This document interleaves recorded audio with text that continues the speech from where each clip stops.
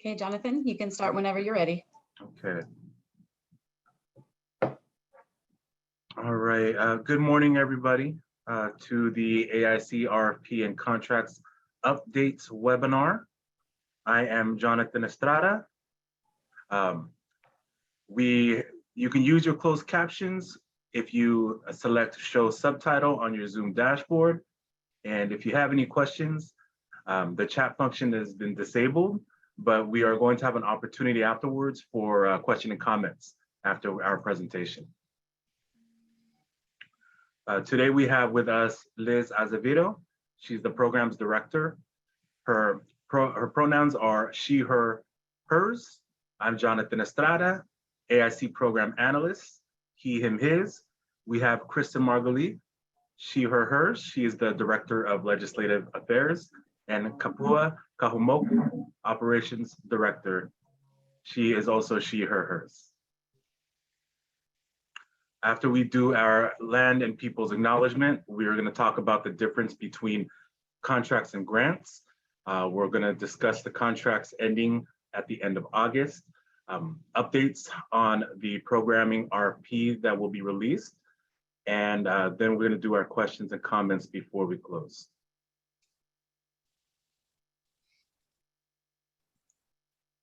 The CAC and myself would like to take the time to state that we stand in solidarity with all Indigenous people of Turtle Island, and in particular, those of California. I am acknowledging that our great and meaningful work takes place on the now occupied lands of the Miwok, Maidu, and Nisenan people, for they are the past, present, and future stewards of the land. We support Native sovereignty and acknowledge the land that we are borrowing is the first step in our journey to develop the relationships and cultural competencies that we need to truly support Native sovereignty. I would also like to take the time to acknowledge members of the African diaspora and their ancestors whose contributions, despite being birthed through the sweat and tears of slavery and institutionalized racism, has shaped our country's infrastructure and culture. I thank them as they have truly been the stewards of our culture in revolutionizing all avenues of the arts. All right, so I'm gonna bring up Liz, and she's gonna discuss the difference between state contracts and grants. Go ahead, Liz. Mahalo, Jonathan. Okay, so first of all, just to set context, the CAC is a state government agency. We are part of the executive branch of the government of the state of California. And as such, there are certain rules and regulations that we have to operate under that make us very different in the way we accomplish our work than, for example, a private or nonprofit philanthropical arts organization. And so there are two ways that we can get funds out the door to support the work of the California Arts Council. There's state contracts, and then there's grants. So with a contract, such as with the AIC program, right, the state agency is procuring goods or services. And so versus a grant. With a grant, the state agency is administering local assistance funds for a specific purpose. And that purpose may either be defined in state or federal law that appropriated the funds, or it may be defined by the organization itself in defining the grant program. So again, we are part of the executive branch of the state of California. Our contracts are done with our operations funds, which is for us as a state agency to carry out its functions. And because of that, the contracts that we execute are governed by state law, such as the Public Contracting Code, Government Code, and so forth, and also state regulations. That includes things like the State Contracting Manual. And so those different pieces of requirements and regulation, it really limits the discretion we have as a state agency in defining the terms and conditions of those contracts. Versus we have broader discretion with our grant programs, as you may see in the variations in our grant guidelines that we put out as the CAC. So go ahead to the next slide. So for a state agency, as we had mentioned previously, a competitive solicitation process is required for all state agencies that are contracting for goods or services. And one of those methods is a request for proposal process. Those requirements include specific things within the state contracting manual, such as state agency staff must evaluate and score the eligible proposals received in response to the RFP. We can engage consultants to provide subject matter expertise, but they cannot contribute to the scoring or ranking. And there needs to be a consistent evaluation and scoring across all eligible proposals. Is there anything that this context? No, good. Okay, we'll move on. Okay, so updates on the contracts that are ending 8/31 of 2022. We did reach out to our contracts and legal staff, both internally and with the Department of General Services, to research whether extensions on those contracts were permissible.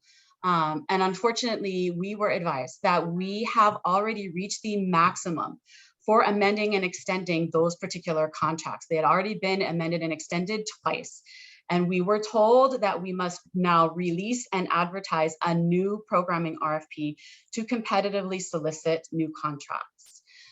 So unfortunately, that is where we are at with the current contracts. Now, we do have some contracts for AIC programming that are continuing through August 31st of 2023. So please know, for the field and for the participants and facilities, we will not lose all programs and services. We are just looking at a gap in services for the contracts that are ending 8/31/22 and the facilities they're serving.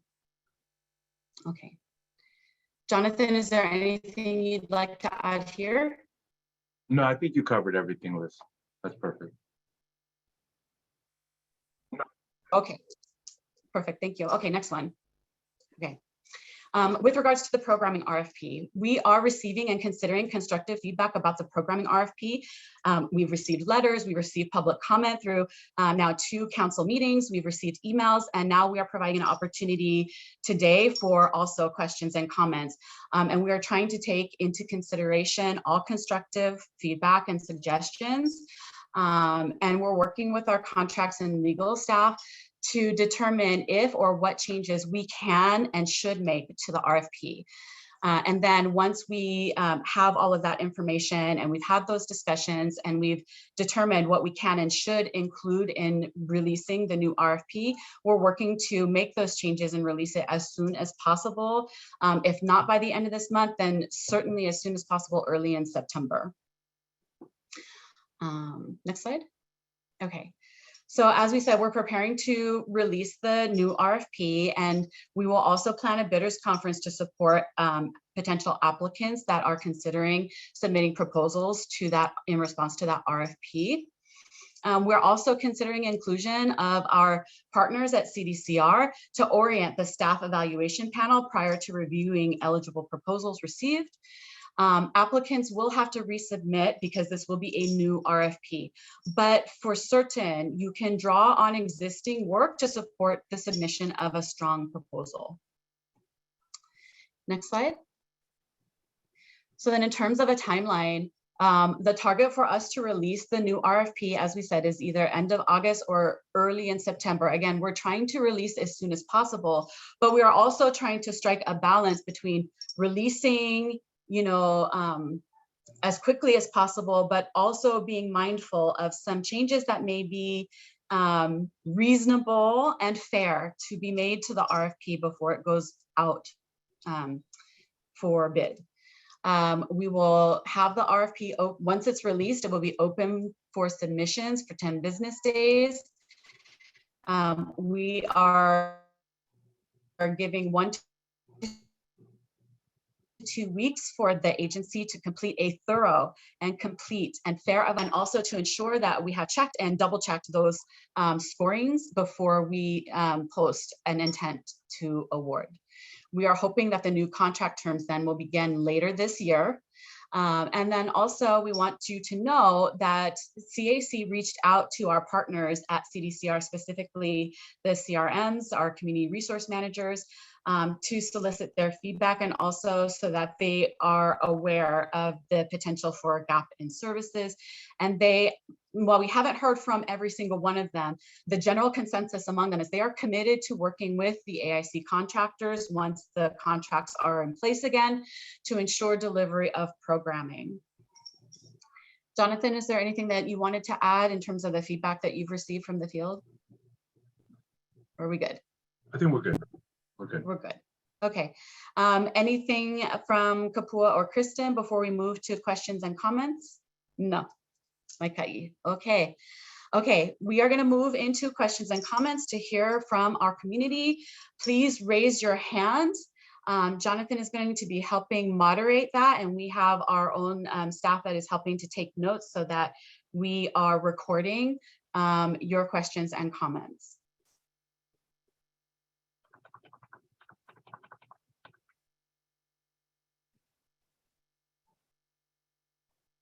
All right. Karen, go ahead. You have the floor. Yeah, thank you very much. I'm wondering whether the timeline will continue to shift. Originally, we were told that the new RFP would be released by August 31st. So now it's August 31st or early September. I understand you're trying to do your due diligence to make sure that all errors have been checked for. But each time we hear, the timeline gets pushed out further, which is a further timeline for us not having funds into our organization and not being able to provide services. And then if there is only a 10-day window to submit proposals, it has always been the case for contract proposals, since they're not grants, that they have to be submitted in hard copy with a backup on a flash drive and be delivered to the CAC by the deadline date. And for those of us who are mailing them from not in the Sacramento area, that turns our timeline into about 5 to 7 days to be able to complete an RFP. Are we still expected to have our proposals show up in Sacramento in 7 days? Thanks, Karen. What I can say is we are still working as much as possible to hold to an 8/31 deadline to release the RFP. We are trying still to meet that target. Understanding, the impact that all of this has had with the field and with the participants, and trying to do as much as we can to minimize, that gap in services. So we are still looking at a target for releasing the RFP. We just are not sure, 100% sure, if we can make that a hard date. But we are still trying to hold to that target deadline for releasing the RFP. In addition, we are also trying to look into a process for electronic submission for the RFP proposals. Again, to facilitate accessibility, to facilitate, because we do understand that 10 business days is a tight turnaround for submitting those proposals. But again, we are trying to strike a balance between allowing sufficient time to prepare the proposals and submit the proposals and decreasing the gap in services as much as we possibly can. And so we are trying to look into, we see that some agencies have done or have established an electronic submission process for RFPs. We're trying to confirm that we can use that process ourselves. So we will have the information for submission of the RFP when we release the RFP itself. But we are trying to do an electronic submission process if we can.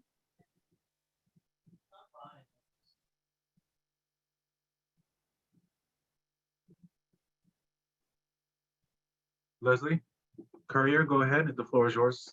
Thanks. Hi, I have a number of questions. I'd like to ask the first one first and get a response, and then ask some other questions.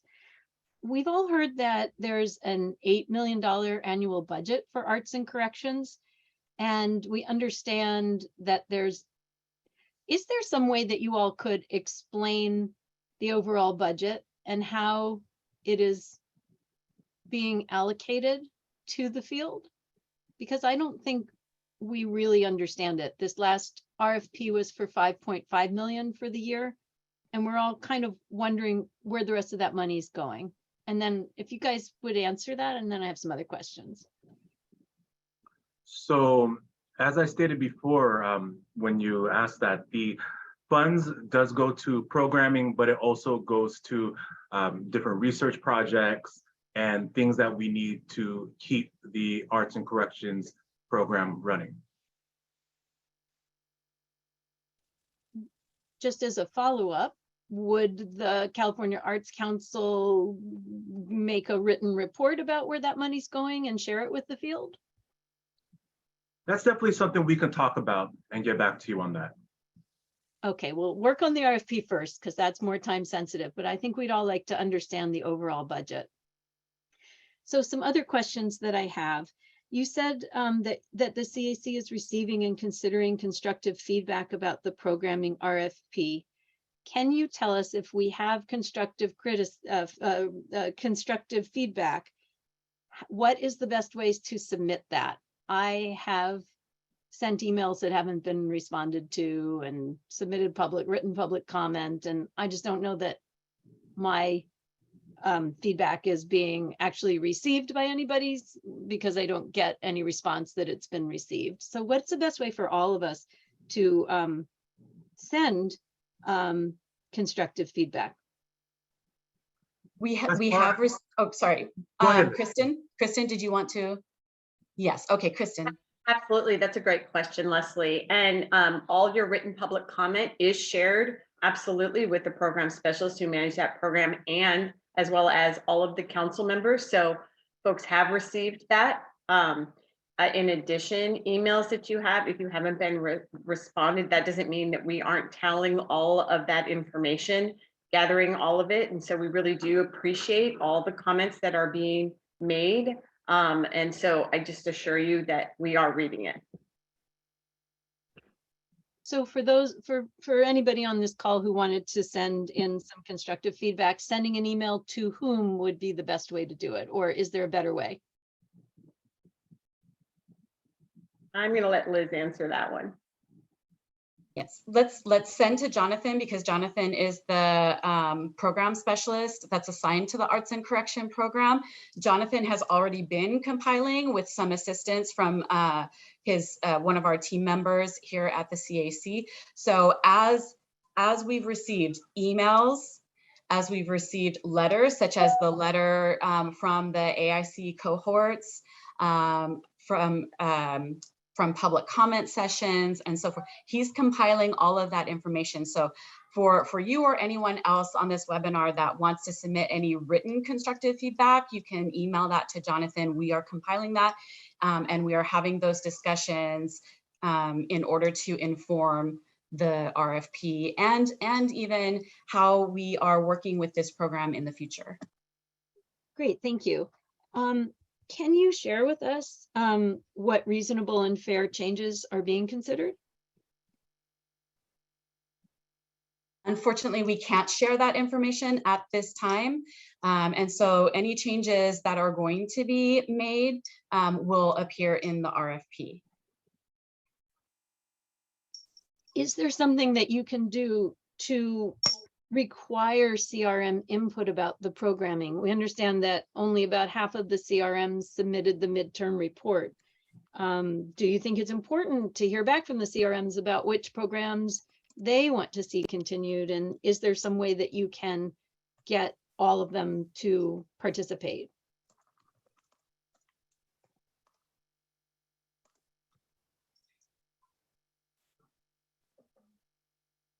Jonathan, is there any feedback that you, or anything that you, since I'm relatively new, I know that there was some feedback or input from the facilities before the previous RFP had been posted that sort of was looked like a needs assessment. And I know that we are continuing to communicate with CDCR and our partners among the CRMs to gather their feedback.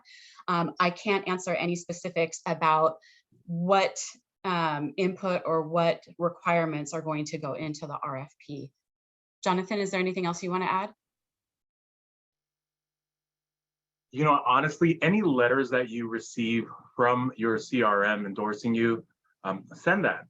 You know, we might not necessarily make it a requirement in the RFP, but if you have the information that can help demonstrate that, you know, your value at the institution, we definitely want to see that. You do realize that that wasn't in the last RFP. It never said anywhere you can submit letters from a CRM, or that getting letters from a CRM would be helpful to the process. And now you're asking each of us to get the CRM to write a letter, rather than you all going to the CRMs and saying, you know, we can only fund 2 different organizations at your institution. Tell us what you think about the organizations that are already providing programming. You've just put a huge burden on all of us and a huge burden on the CRMs, because we're all now going to be going to them asking for letters. Is there a better way to get feedback from the CRMs? Kristen? I was just going to say, I think that's something that we need to discuss. It is an interesting idea. And I don't think Jonathan was requesting that the burden be on you in any way.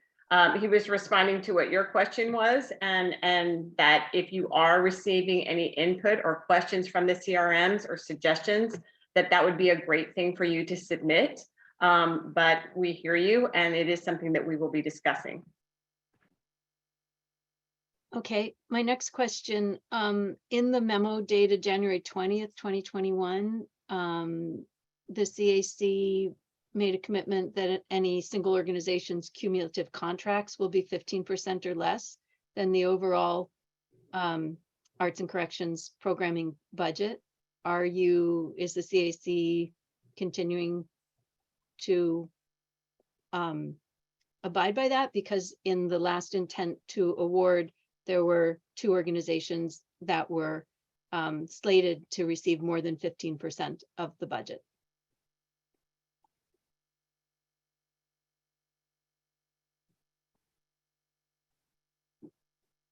Kristen, is there any perspective on that? Unfortunately, January 20, that's way before my tenure here. And so I think that may be something that we at the CAC have to have a discussion about. And so unfortunately, I don't have an answer for that at this time. Kristen? Yeah, I would have to agree. I haven't managed the AIC program, but we have terrific files on that, and we can certainly look into that. And along those lines, can you provide any information about why the last RFP changed from capping funding per organization at $500,000 per year to doubling that amount less than 2 weeks before the application submission date?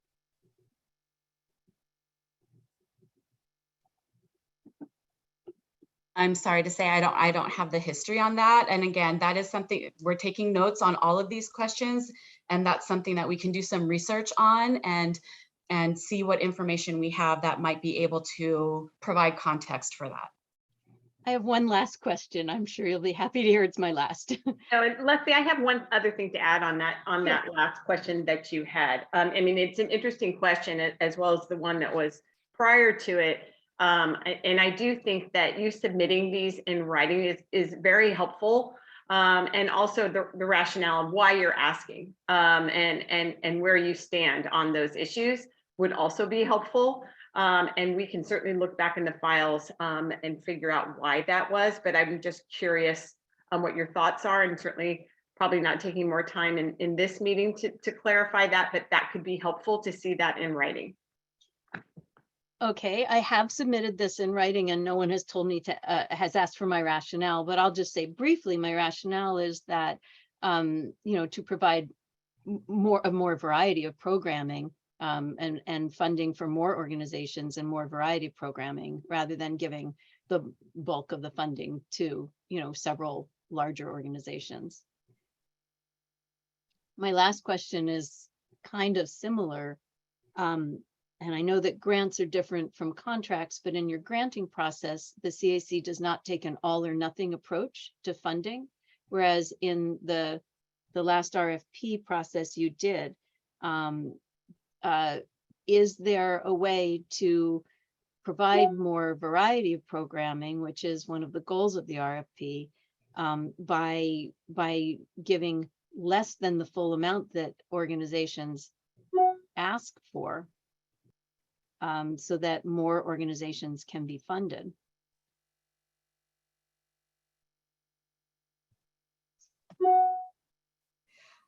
That's something we can look into to see if we have the ability to build a funding scenario that's more similar to what we do with our grants. I will say that my understanding from the contracting requirements and regulations that are particular to an RFP is that the RFP process requires one of two ways of evaluating the proposals that come in. Either it's you evaluate it by the lowest cost bid wins the contract, or you do what we have done with the programming contracts for AIC, which is we use a scoring process, and the highest scored proposals win the contracts. So it's very different in terms of the requirements we have to use to score and determine who the contracts will be awarded to.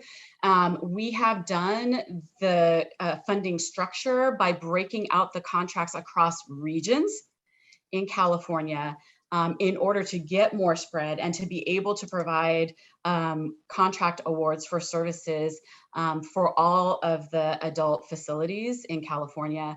That may be the extent of what we can do, but we will certainly look into if there's anything else we could possibly do to further diversify the organizations that can be awarded through the RFP process.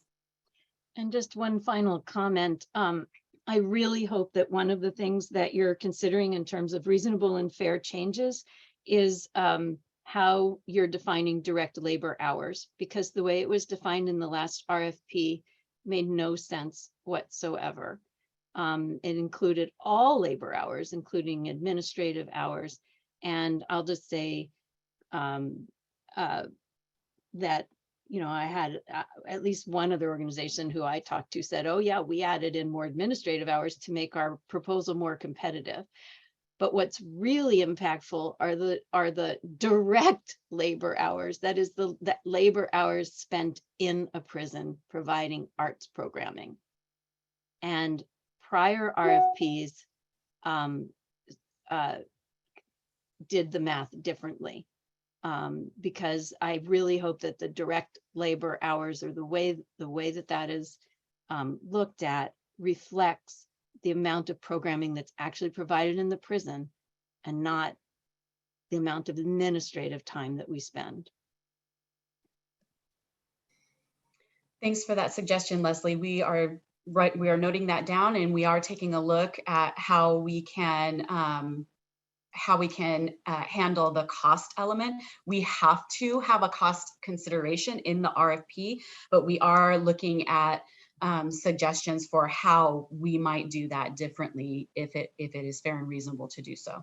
Yeah, it used to be a cost per participant, and that was not part of this RFP, this last RFP.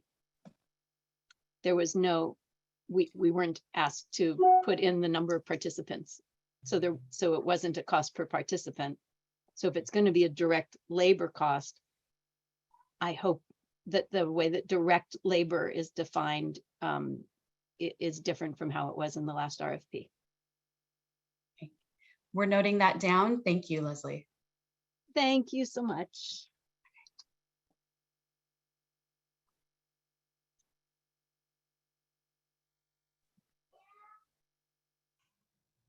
Oh, Jonathan, you're on mute.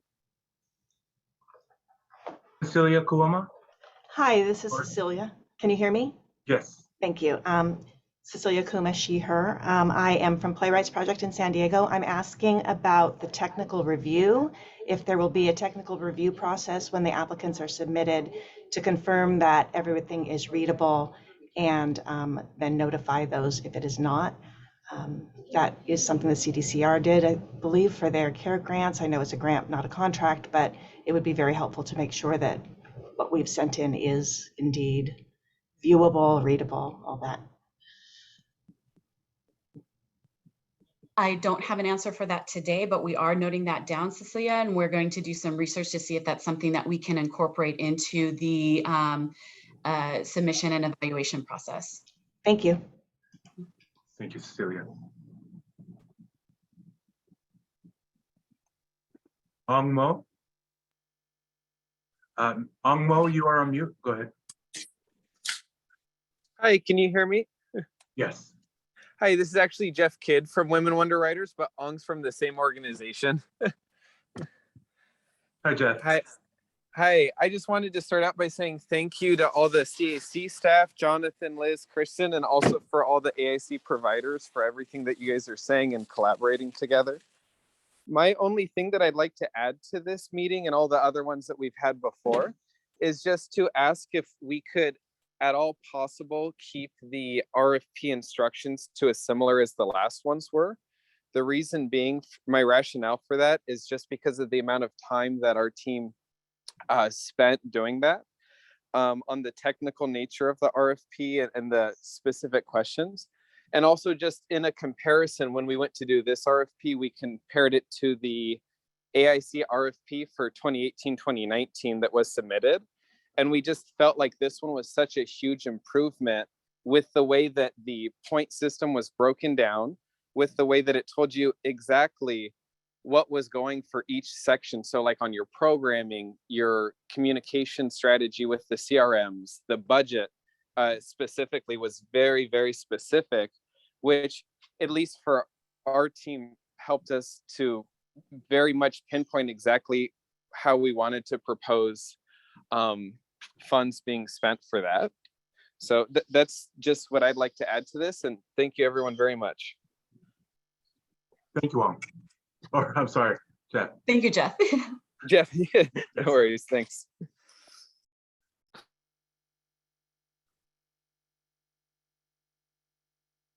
Lacey Williams, you were next. Hey, everybody, can you hear me? Absolutely. Hey, I have two questions. My first question is there a way that our incarcerated brothers and sisters, their voices can be heard as far as the programming that they want to continue in the institutions, and can that be weighed into the scoring? I think it's very important for not only us as the artists, you as the programmers and the CRMs together to have a voice to speak to what they want, but also our actual participants. So that's question one. And then question two is for, I don't know if any other organizations are in our same boat, but for the people who applied for the program development RFP that is in protest right now, will it have an effect of disqualifying us if we also apply to be a coordinating organization if that is re-awarded on the program development RFP? Should we still apply for the coordinating organization RFP if after protest, say for example, okay, our organization is now a developing organization. You understand what I mean, John? I do. You know, my opinion is if you did apply for the program development, it doesn't mean that you may not already have a program in place that you can come into the institutions and teach. So I absolutely endorse you going ahead and applying for both RFPs. A lot of people applied for all three, and we're not counting that against them at all.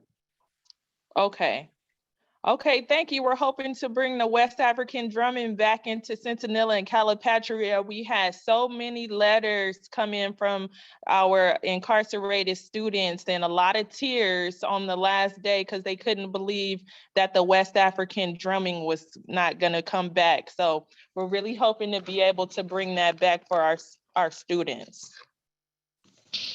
Thank you, Lacey.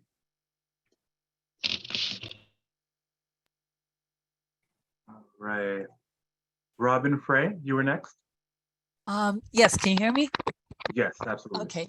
I'd like to go back a little bit to what Leslie Currier was talking about, and just put in a comment about the calculations for cost effectiveness that are 30 points, I think, of the last RFP, and agree that they should be showing up what is the most cost effective program, even if it's just for a percentage of points, whatever that percentage is. And so it would have to include a cost per participant hour, which means that it would not be including administrative time. It would not be including multiple hours of instructors, several instructors from the same program. And the way that the cost portion of the last RFP was, it actually gave more points to those more expensive programs that had more cost per inmate hour than programs that didn't load so much in the admin and multiple instructions. So that's one thing. And the other thing I wanted to just request, I know you guys are working as quickly as you possibly can. I'm a little freaked out. I have to leave the country in mid-September, so I want to be sure that I have time to respond to the RFP. And the only other thing would be, is there a way in terms of, is someone reevaluating the amount of that $8 million that might, because of this, this issue that's come up with the program, perhaps some of the funding that might have been directed toward research or something else could be put back into programming, so that you might be able to guarantee the awards that were already issued in the last RFP and still have funding for new organizations that might qualify. Anyway, that's all for me. Thanks. Thanks, Robin.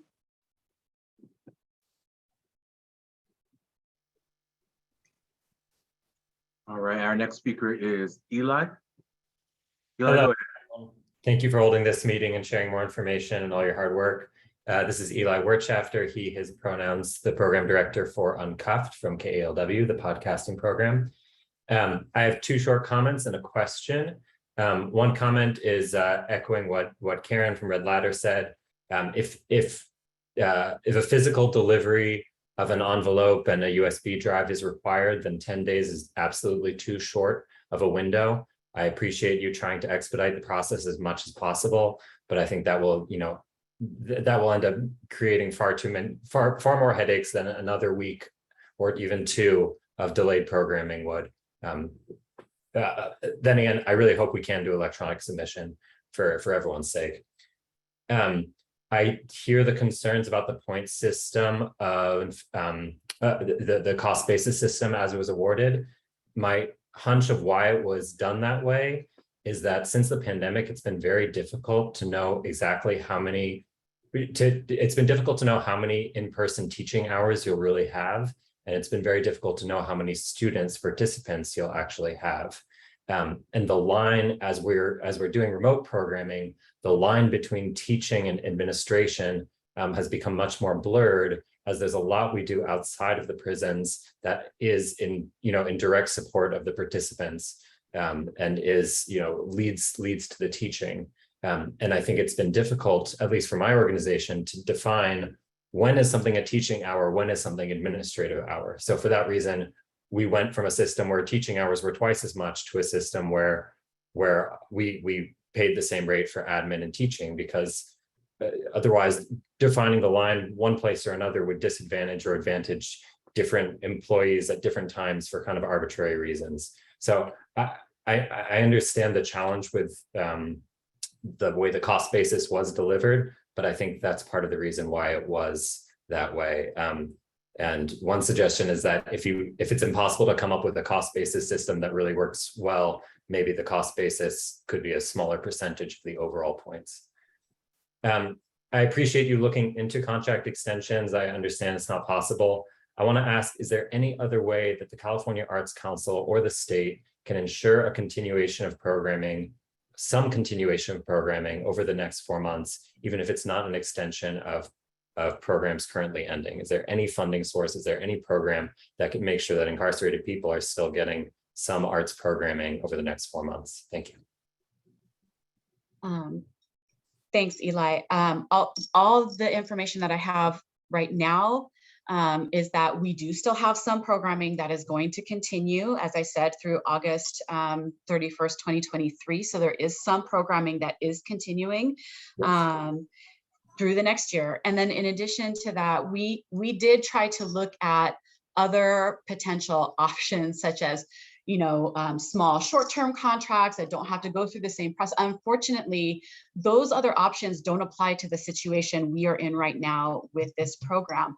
And as a state agency, the CAC is not allowed to use those other smaller breaking up contracts processes to contravent the contracting requirements. We looked at the options we had available, and this is where we are at right now. Kristen Kapua, is there anything that you'd like to add?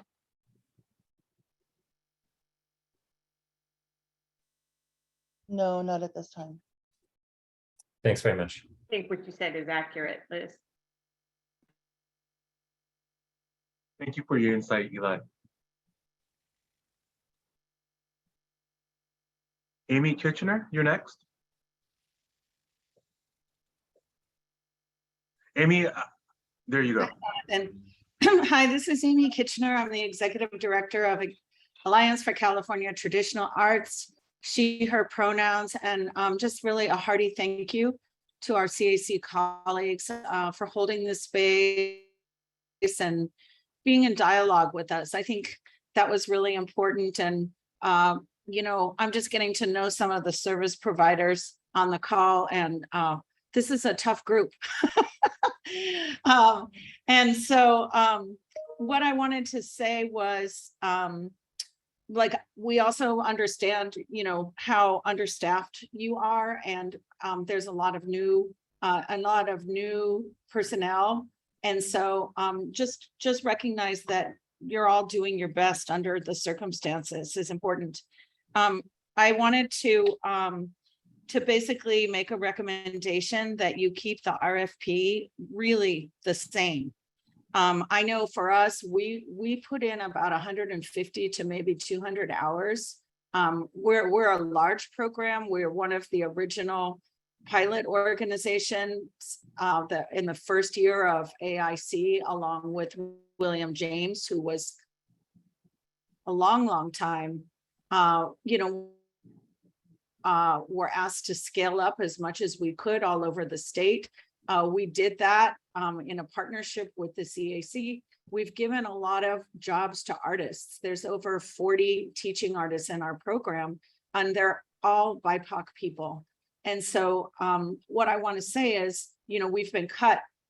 We were cut after the January 20th memo went out last year, and our contract, which we were slated to receive, was actually reduced by 20 to 25% in the name of equity.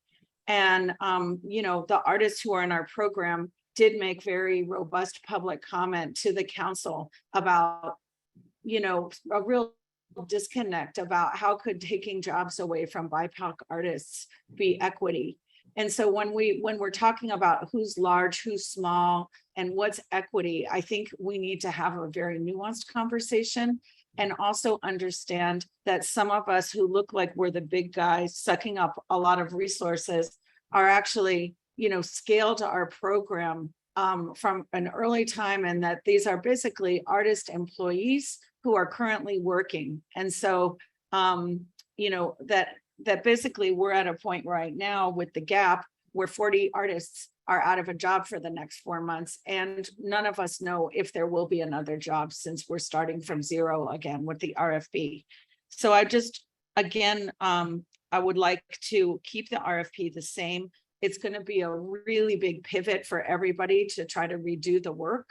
And, you know, if you change all the metrics and the formulas and the budgets and what you're asking for, it's going to be a huge, huge lift. And I think in the name of fairness, you know, we also just, we need to think about kind of the collective here and some of the harm that's been done and what we can do to heal. And I was very proud to be part of the coalition that wrote the letter to you all. And I think our consensus as a coalition was to keep the RFP the same, and that our understanding is that the problems that occurred were really in the evaluation. So there's really not a rationale to change with won't do that down the line. So those are basically, thank you for holding the space and allowing me to speak. Thank you, Amy. Appreciate those comments, Amy. Thank you. Eric Tagg. Hey there. Thank you guys for holding this meeting. My name is Eric Tagg. I teach studios for students at CSP SAC, and I just had a quick comment. I have an AIC 19 contract, and when I applied for the RFP, you guys were basing it on the per institution, not by region. So on this most recent RFP, there was a line that said if you have an AIC 19 contract, you can't apply for the same institution that you're currently working in. And I was thinking of applying for an institution in the same region, but not the same institution. So I just wanted to just make a comment that I would hope that the language is, you know, understandable, whether I'm able to apply for an institution within the same region, you know, even though I have a current AIC 19 contract. That's it though. Thank you. Thank you, Eric. We'll definitely take a look at that. I'm not sure if we have some leftover hands, so I'm going to lower everybody's hands. Hold on, we got a new one. Catherine Carner. Hi, thank you. Can you hear me? Yes. Great. This is Catherine Carner from the Actors Gang Prison Project. I'm the Director of Operations, and my pronouns are she, her. There are a couple of things I just wanted to comment on as kind of in response to a couple of other people's comments.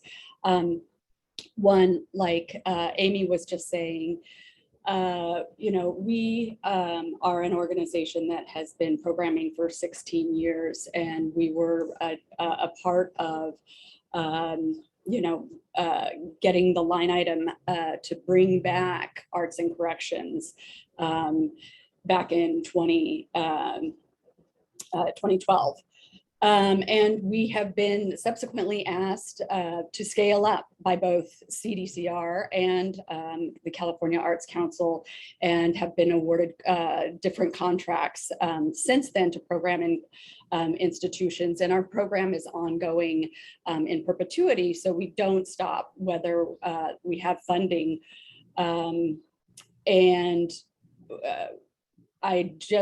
We have an institution, one institution that has never been funded since its original contract back in 2016. I think it speaks to, one, the input of the CRM or the institution, where I believe the participants would say something different than what the CRM is saying. There was, I would note that there was a clash in the beginning between us, but was something that we were able to work out and work closely with her. But, you know, we, like Amy said, scaled up. We have, you know, 26 teaching artists that are employees now with the state because of AAB 5, and it's devastating. Many of our contracts were 18 contracts, so we have many unfunded institutions to the point where we really won't be able to continue serving. in the way that we have. The other comment I want to make is our program is ongoing, and that the participants meet weekly to do the class, and we check in on them every 7 weeks. So those are our direct labor hours, is when our team comes up to meet. And so I can't put those other hours that the program managers, their time to read the reports that the sponsors are sending, to follow up with the class, to see how they are moving along during the times that we are not there in person. So there is, just because we're not there in person, they're still programming, and we are still managing the program from a distance. It's a peer-to-peer. Once the program has been set up, then it is a peer-to-peer program. So that I think, like Eli said, this time for us, the direct, because there was not direct programming hours, it was more favorable to us. So I think every program is different, and I don't know what the answer is, but I am looking for equity within that, and how to maybe, if it does go to direct programming hours, that there is a acknowledgement of how the programming, the number of programming hours is based on actually the participant and not the teaching artist. And that's my comment. Thank you. And thank you so much for taking the time today to speak with us. Thank you for that, Karen. Or excuse me, Catherine. Jonathan, do we have time for one more comment before we close up? Yeah, we can do one more. Okay. Karen PM? Yes, thanks very much, Karen Elster PM, Red Ladder Theater Company, and thank you for letting me jump back in again. I was trying to keep my comment or questions to one question and give some space, but I did have a couple other things. I would like to sort of back up what Amy was saying about those of us who are organizations who were in the pilot year, and we were asked to scale up and did so accordingly with our artists, who are all people of the global majority, who now this is their job. This is what they do. And, if you add up the 24 artists they have, the 20 artists we have, the dozen artists somebody else has, who are all going to be out of work for the next 4 months. It's pretty devastating to our industry, and particularly to our artists of color. The other thing that I wanted to say, I know that you have said that there are still programs happening inside, so it's not as though incarcerated individuals don't have programs. If I'm not mistaken, the majority of contracts were the ones that were sunsetting and were intended to be awarded by the new RFP. So while there are some that are on the 2019 contracts, I believe they are far fewer, and sort of per the state's requirement that programming be offered in all of the California state prisons. I think the contracts that are continuing don't necessarily cover all of those prisons. I know, for example, this RFP included work in Region 8. Currently, ACTA, Dance Kaizo, Red Ladder are all in Region 8 and would then all not be contracted. And so there's a really large amount of work in certain institutions that will go away. And while there may be some work in some institutions will have none until the new RFP is awarded. My question is, I did want to ask, because our contract year has changed a number of times over the time that we have been doing this. And it used to be in line with the state's fiscal year. So it used to be on a July 1 to June 30 cycle. That was moved because it was perceived that it would be more helpful to us to start later based on when CDCR was actually delivering the funds as part of their interagency agreement. My question is, now that this RFP has been pushed even further out, what is the contract timeline expected to be? If it's going to start December 1st, if it's going to start January 1st, I can speak for us and say that, previously it had been a year to year. So it was only a 1-year contract with a 2nd-year extension and possibly a 3rd-year extension. And we never knew year to year whether that was actually going to take place. So one of the things that was so wonderful about this RFP was to be told upfront, this is a 2-year contract. That takes into account the amount of labor that we really put into crafting these RFPs, planning our programming, and then being able to plan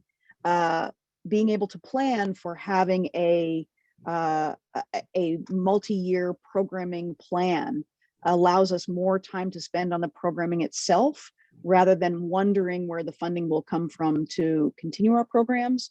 So I'm wondering, will this still be a 2-year that is even more off year than the fiscal year? Will it be a 1.5 years ending at the end of the fiscal year? I would love to know sort of what the parameters would be, or if we are going to be in a position where 9 months from now or a year and change from now, we're going to have to respond to yet another RFP. And thank you very much for spending the time answering our questions. Really appreciate it. Thank you, Karen. I think the hope is for us to have the new contract terms beginning November, December. Again, I can't give a firm date because we don't yet have the RFP released. But once we do release it, the contract start dates will be in there. And then we can also for certain be looking at the length of the term of the contracts to see what is, again, fair and reasonable and supportive of the needs of the community being served and those that are providing the services. Kristen, anything to add? No, just that we really appreciate all the comments that have been made. Very helpful. Okay, I think we're at the end of our time this morning. Thank you everyone for joining us, for listening to the information that we do have available, understanding that this was not the outcome any of us had hoped for, but we are trying to move forward as quickly as possible, but also as many of us had mentioned in the conversation today, but also doing our due diligence and also trying to ensure that the work that we do going forward is fair, it is reasonable, it is as equitable as we can. And so we will continue to communicate as we get closer to releasing the RFP, and then notifications will go out once the RFP is released, and we'll have the information posted to the California eProcure website as well as the AIC website so that people can access the RFP once it does go live again. Jonathan, Kristen, Kapua, any final comments before we close up today? Yeah, I just want everybody to know that all questions asked in the Q&A, we will be answering and releasing answers to what we can. Kristen, Kapua? I just wanted to add that, if you didn't get a chance to submit your question in the Q&A, or if for some reason you came late to public comment, you weren't able to give your comments because we ran out of time, please email us and we will add that to the list and just mention that you weren't able to add it. And I just wanted to say thank you for sharing your thoughts with us. And we will work hard to try to get this out as soon as possible. Okay, thank you everyone for